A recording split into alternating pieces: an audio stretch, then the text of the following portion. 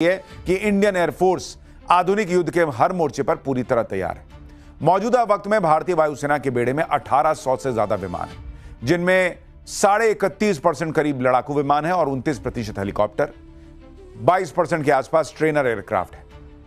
एक दौर में लड़ाकू विमानों की कमी से जूझने वाली वायुसेना के बेड़े में आज दुनिया के सबसे आधुनिक और ताकतवर विमान शामिल हैं। भाई राफेल है, सुखोई 30 MKI है, मिराज 2000 है, मिग-29 है और स्वदेशी तेजस जैसे फाइटर जेट से दुश्मन का कलेजा कांप जाता है। यह है आज की भारतीय वायुसेना की ताकत और इस पर राष्ट्र गर्व होना चाहिए। देखिए रिपोर्ट। आसमान में ये गर्जना चारों दिशाओं में गूंजता है विजय घोष। ये नए भारत का आह्वान है।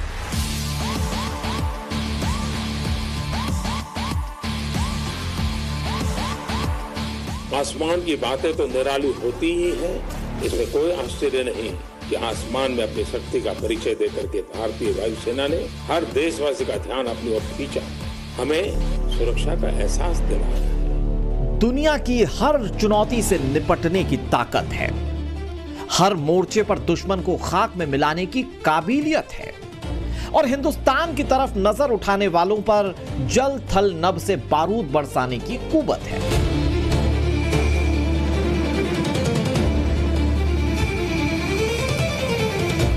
रेगिस्तान की रेत हो या बर्फीली सरहद, समंदर का पूर्वी छोर हो या पश्चिम का किनारा, जिक्र जब शौर्य और पराक्रम का आता है तो एक ही नाम सामने आता है और वो है इंडियन एयरफोर्स।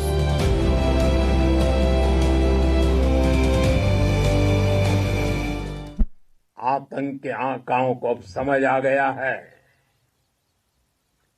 भारत की ओर नजर उठाने का एक ही अंजाम होगा, तबाही। प्रधानमंत्री नरेंद्र मोदी ने जो कहा वही सच्चाई है। हिंदुस्तान की तरफ उठने वाली हर नापाक नजर का अंजाम तबाही ही है। भारतीय वायुसेना वो महाशक्ति है जिसकी परवाज दुश्मनों का कलेजा कंपा देती है। पिछले एक दशक में देश की वायुसेना की ताकत कैसे बढ़ी, ये जानना जरूरी है।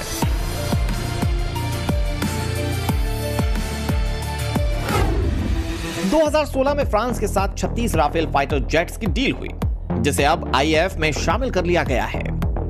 भारत ने स्वदेशी रूप से निर्मित 83 तेजस फाइटर जेट्स के लिए HAL के साथ एक बड़ा सौदा किया है। रूस से अत्याधुनिक S-400 एयर डिफेंस सिस्टम खरीदे गए, जो वायुसेना की हवाई सुरक्षा को अभेद्य बनाते हैं। एयरबस के साथ 56 C-295 परिवहन विमानों का सौदा हुआ, जिसमें से अधिकांश भारत में ही बनेंगे। अमेरिका से AH-64E अपाचे और CH-47F चिनूक हेलीकॉप्टर्स की खरीद हुई। इतना ही नहीं, पिछले महीने यानी कि फरवरी में 114 राफेल लड़ाकू विमान खरीदने के लिए 3.6 लाख करोड़ रुपए की मंजूरी दे दी गई है, जो देश के अब तक के सबसे बड़े रक्षा सौदों में से एक है।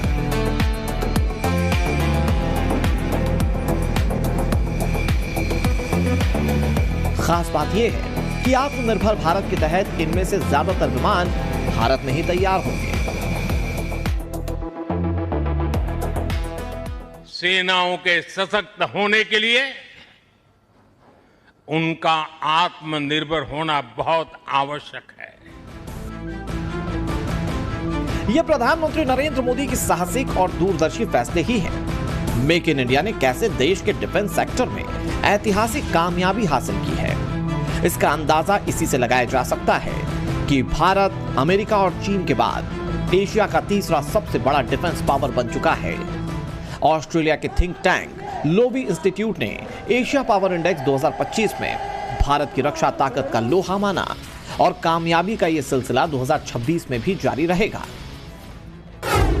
सरकार ने इसी महीने देश के डिफेंस एक्सपोर्ट को 30,000 करोड़ तक पहुंचाने का टारगेट रखा, जिसके 2029 तक 50,000 करोड़ तक पहुंचने की उम्मीद है।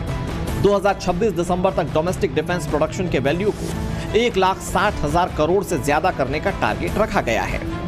इसे 2029 तक 3 लाख करोड़ तक पहुंचाने का टारगेट है। सरकार चाहती है कि 2027 तक हथियारों में 70% आत्मनिर्भरता हासिल कर लें। यही वजह है कि वित्त वर्ष 2025 में 92% कॉन्ट्रैक्ट घरेलू कंपनियों को दिए गए। कुल मिलाकर भारत दुश्मनों की हर चाल से निपटने के लिए अपनी तैयारियों को पूरी रफ्तार के साथ आगे बढ़ा रहा है और डिफेंस के मोर्चे पर आत्मनिर्भर भारत का अभियान तेजी से आगे बढ़ रहा है। हमारा हर औजार, हमारा हर शस्त्र, हमारा हर पुर्जा जैसे जैसे भारतीय होता जाएगा, हमारी ताकत को 4 चांद लग जाएंगे। मोदी सरकार का फोकस इस बात पर है कि सेना को ज्यादा से ज्यादा देश में तैयार हथियार मिले। इसके लिए कई बड़े कदम उठाए गए। देश की डिफेंस प्रोडक्शन कंपनियां जहां काफी आगे बढ़ रही हैं, तो वहीं विदेशी कंपनियां भी आकर भारत में ही प्रोडक्शन कर रही हैं। मसलन इजराइल की IWI जहां PLR कंपनी के साथ मिलकर देश में बंदूकें बना रही है, तो वहीं कोरिया की कंपनी L&T के साथ मिलकर होवित्जर तोपें तैयार कर रही हैं। इंडियन एयरफोर्स का इतिहास आजादी से पहले से ही शुरू होता है। आधिकारिक रूप से भारतीय वायुसेना 8 अक्टूबर 1932 को अस्तित्व में आई और उसी दिन 6 भारतीय कैडेट्स को रॉयल एयरफोर्स कॉलेज क्रमवेल से कोर्स पूरा कर लेने के बाद किंग्स कमीशन या आधिकारिक ओहदा मिला।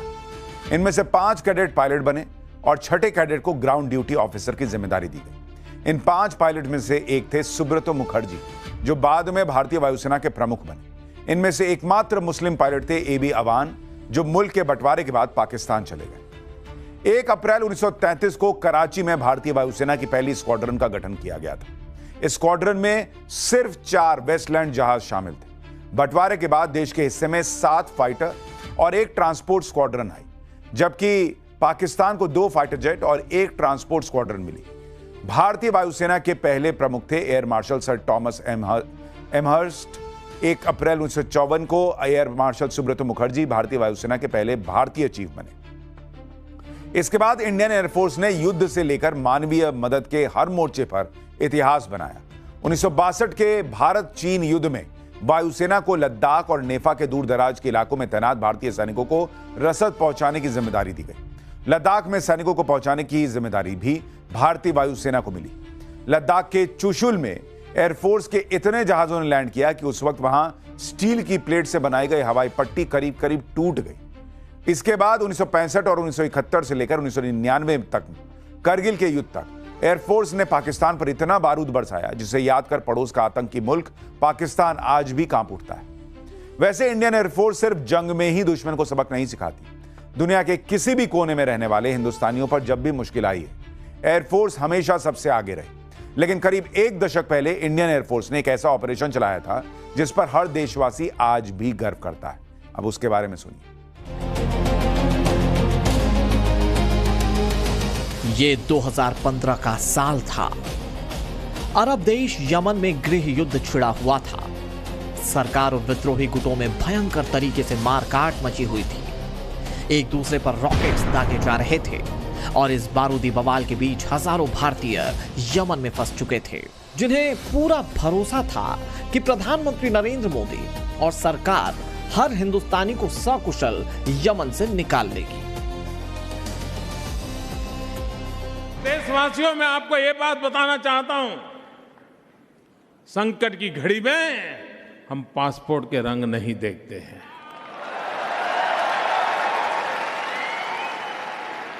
अपनों के लिए जो भी करना पड़ता है पूरी शक्ति लगाकर करते हैं। यमन से भारतीयों को निकालने के लिए दिल्ली में मंथन हो रहा था।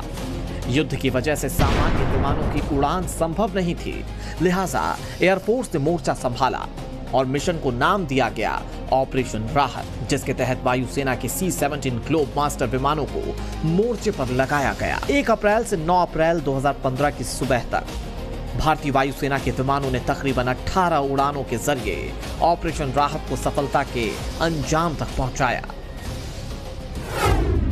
इस ऑपरेशन के तहत यमन से 6,710 लोगों को निकाला गया।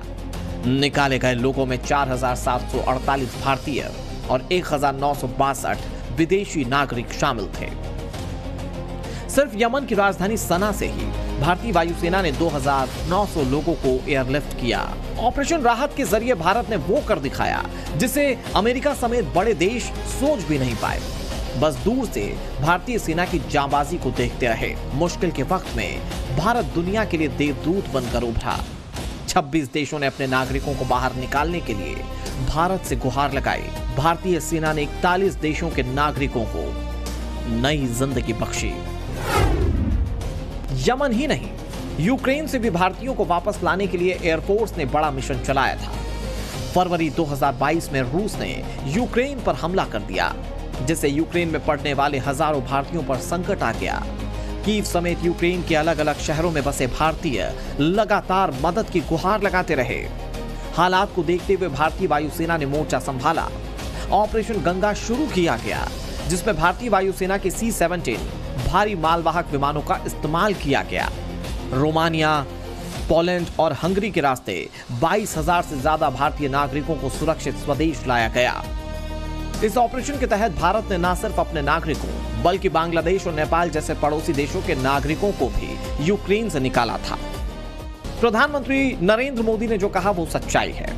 ऐसे एक दो नहीं बल्कि कई ऑपरेशंस हैं जब विदेशी धरती पर फंसे अपनों के लिए भारतीय वायुसेना देवदूत बनकर पहुंची, चाहे जंग में सुलग रहे देश हों या कुदरत के कहर से कराहते शहर हो। जब भी जरूरत पड़ी हर मोर्चे पर हमारे परवाजों ने अपनी काबिलियत साबित की। और रही बात ताकत की, तो 2016 की उरी सर्जिकल स्ट्राइक, 2019 की बालाकोट एयर स्ट्राइक और 2025 में ऑपरेशन सिंदूर जैसे ऑपरेशन से इंडियन एयरफोर्स की ताकत से दुनिया वाकिफ हो चुकी है।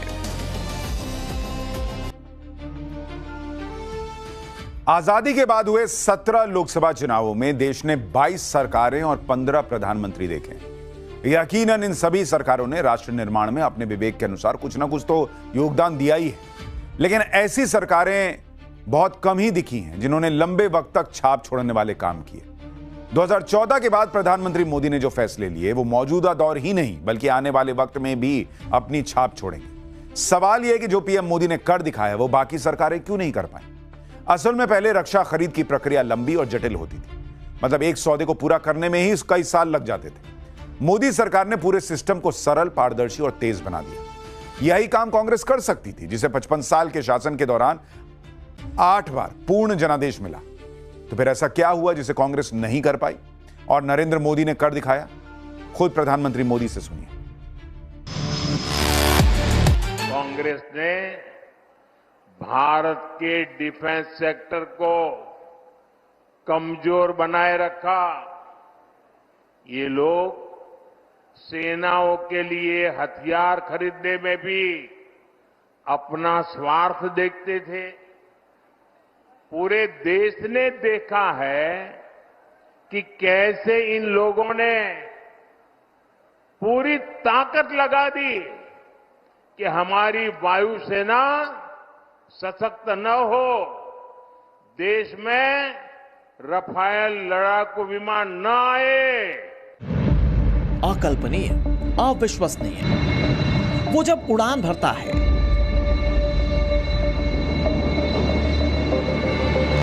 आसमान थर्रा उठता है, उसकी गरज से कायनात कांप उठती है। वो जो सरहद की ढाल है, दुश्मनों का काल है, जिससे पाकिस्तान कांपता है, वो राफेल कहा जाता है। राफेल लड़ाकू विमान आज देश ही नहीं बल्कि दुनिया के सबसे ताकतवर फाइटर जेट्स में से एक है। ऑपरेशन सिंदूर के दौरान पाकिस्तान ही नहीं बल्कि दुनिया ने राफेल की ताकत को करीब से देखा।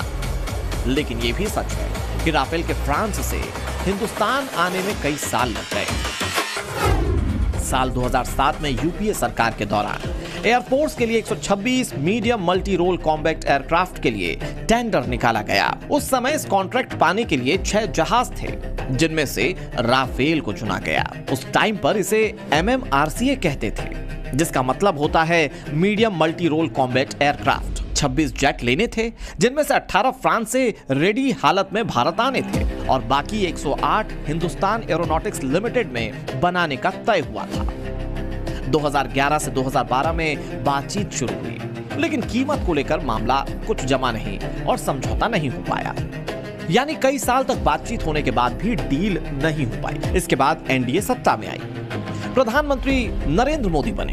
10 अप्रैल 2015 को पीएम नरेंद्र मोदी ने फ्रांस का दौरा किया और उड़ान के लिए तैयार 36 राफेल लड़ाकू विमान खरीदने के फैसले का ऐलान किया गया। सितंबर 2016 को भारत और फ्रांस के बीच 36 राफेल विमान खरीदने की फाइनल डील पर दस्तखत हुए, जिसके बाद कांग्रेस सरकार पर हमलावर हो गई। राहुल गांधी पीएम नरेंद्र मोदी पर निशाना साधते रहे। प्रधानमंत्री ने हिंदुस्तान के डिफेंस मिनिस्टर से नहीं पूछा,